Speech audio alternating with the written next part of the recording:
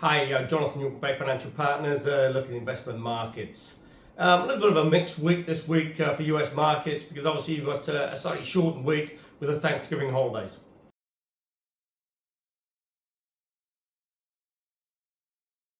But certainly yields are backed off really, and that's really on sort of two counts. The PCE, the Fed's preferred inflation gauge, came in as expected at 2.3 year on year, plus 0.2 for the month.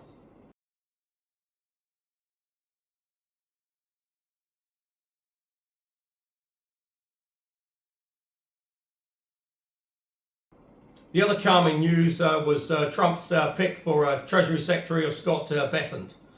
He's an ex-Wall Street Key Square Group, and he's really considered to be a safe pair of hands for the Treasury Secretary's position.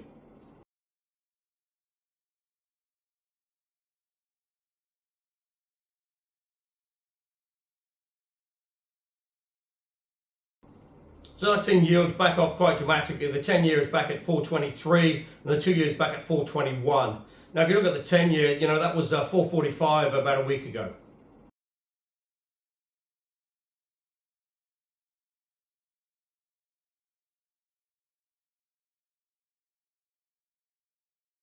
And that pick is certainly seen as a sort of pretty safe pair of hands, and a sort of mature and sort of safe, adult-like-ish pick, if you like, as compared with some of the other candidates that Trump has put forward for various cabinet positions.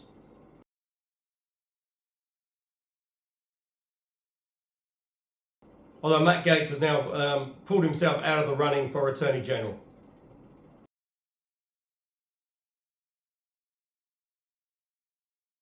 Now, the other big news has been the ceasefire between Israel and Lebanon. Now, that doesn't affect sort of Gaza. The US is still sort of working on that.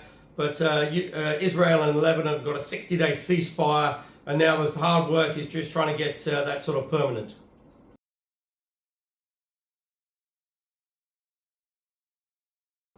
Now, Trump has come out and said that by executive order on January the 20th, he will place an additional 10% tariff on Chinese goods and an extra 25% tariff on Mexico and Canadian goods.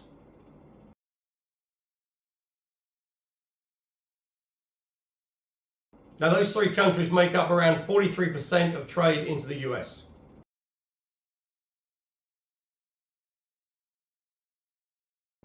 And if you drill down even further, apparently the US gets about 70% of its avocados come from Mexico. About 23% of the paper and wood come from Canada.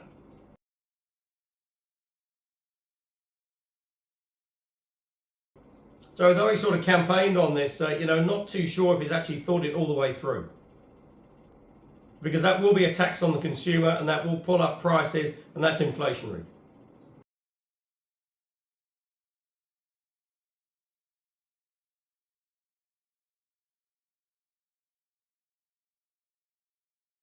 And it would be ironic if inflation does start to rise under sort of Trump 2.0, because he blamed the rise in inflation on the Biden administration.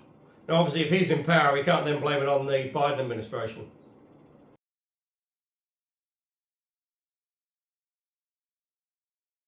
Now, oil is backed off back below $70 now, currently 68.80 and change.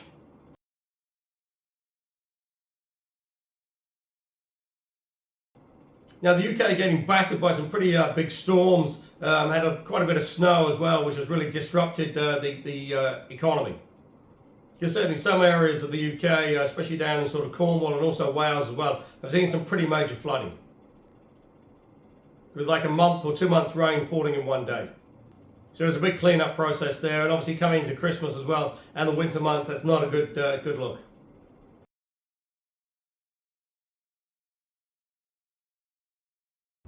Now, the EU is still waiting really to see what sort of Trump 2.0 means for European trade. Obviously heading into those winter months as well, sort of energy costs come to the fore. But so far, it hasn't been too bad in this sort of colder weather, but obviously we're still in the very early parts of winter.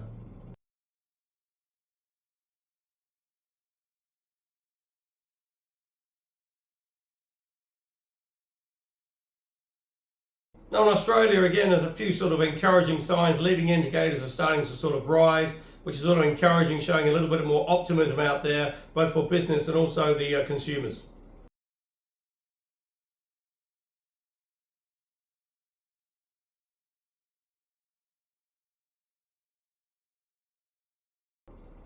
But as yet, that Australian economy is still yet to benefit from any sort of rate cut, and that's not likely to come until sort of February of this for 2025.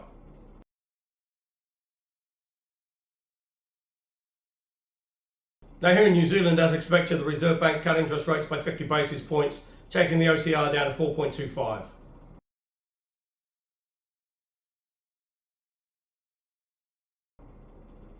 Now, while that's encouraging, many were looking for a 75 basis point cut because the next meeting isn't until mid-February 2025.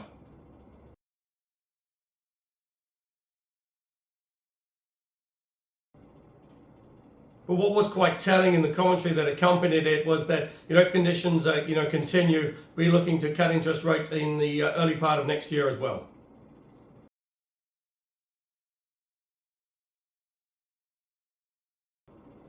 So if you look at it, inflation is falling, the economy is still pretty sluggish, bar an amazing sort of summer months with lots of sort of tourist spending dollars, you still expect another 50 basis point cut in February 2025.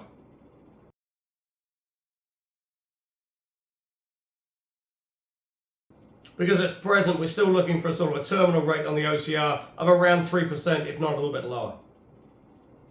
So currently at 425, we've still got at least 125 basis points to go.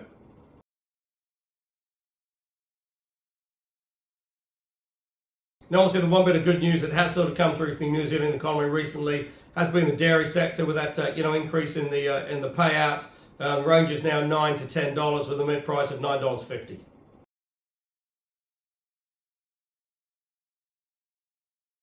So now really just be hoping to say, for one, a good summer period with lots of tourists spending dollars, and that hopefully will give a little bit of a boost to the New Zealand economy.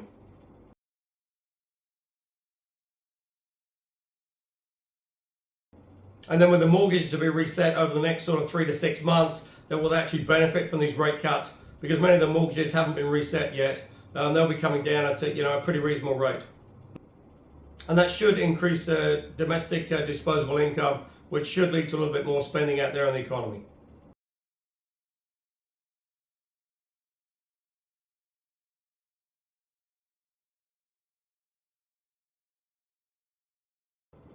So if you are looking for income options, go to the website www.bayfinancialpartners.co.nz for lots of interesting articles. I'm looking forward to speaking to you soon.